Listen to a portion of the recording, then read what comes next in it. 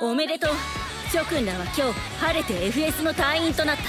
セックスとはとても優れたコミュニケーション手段です。敵のリーダーに接近する。これはチャンスだ。会長がどんな人間か知れば裏もかきやすい。エッチは好きな人とがいいって気持ちはいつか分かってくれると思うんだよね。アナさん、本当に反抗美勢力が出たらどうすす？青蘭島でなくては生きていけない集団、それが私たち FS。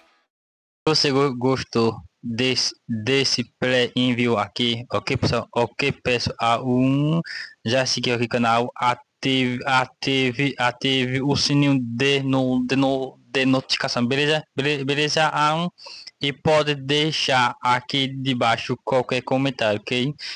Que eu vou responder. E